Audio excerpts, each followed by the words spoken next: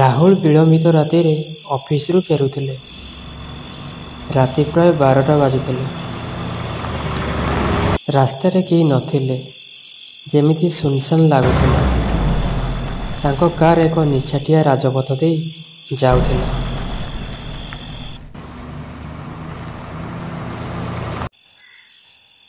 ହଠାତ୍ ତାଙ୍କ ଫୋନ୍ ବାଜିବାକୁ ଲାଗିଲା। ପରଦାରେ ଗୋଟେ ଅଜ୍ଞାତ ନମ୍ବର ଥିଲା।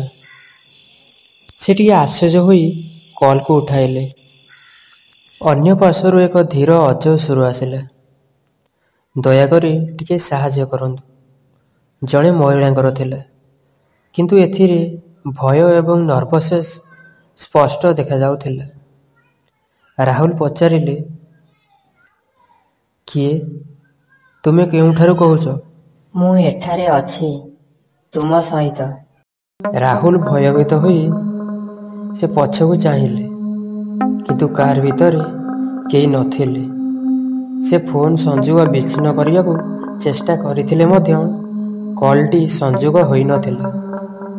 ସ୍କ୍ରିନ୍ ଉପରେ କଲ୍ ଟାଇମର୍ ଜାରି ରହିଲା। ହଠାତ୍ କାର୍ର ଗ୍ଲାସରେ କେହି ନଖ ଘଷିବାର ଶବ୍ଦ ଶୁଣାଗଲା। ରାହୁଲ ଦେଖିଲେ ସେଠାରେ ଜଣେ ମହିଳା ଛିଡ଼ା ହୋଇଥିଲେ। ତାଙ୍କ ଆଖି ଅଜବ ଥିଲା। ସେ ହସୁଥିଲେ, କିନ୍ତୁ ତାଙ୍କ ହସରେ ଭୟଙ୍କର ଥିଲା। ରାହୁଲ କାର୍ ଚଳାଇବାକୁ ଚେଷ୍ଟା କରିଥିଲେ ମଧ୍ୟ ଇଞ୍ଜିନ୍ ଷ୍ଟାର୍ଟ ହେଲାନି। ସେ ମହିଳା ଧୀରେ ଧୀରେ ତାଙ୍କ ଆଡ଼କୁ ଆସିବାକୁ ଲାଗିଲେ। ମହିଳା ଜଣକ କାର୍ର ଆଗରେ ଛିଡ଼ା ହୋଇଥିଲେ। ରାହୁଲ ଭୟଭୀତ ହୋଇ ଆଖି ବନ୍ଦ କରିଦେଲେ।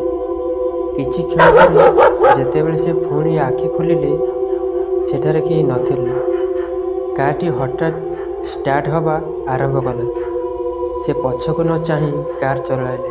ସେ ତାଙ୍କ ଘରେ ପହଞ୍ଚିବା ପରେ ଦୀର୍ଘ ନିଶ୍ୱାସ ତ୍ୟାଗ କଲେ। ସେ ଫୋନ୍ ଚେକ୍ କରିଥିଲେ।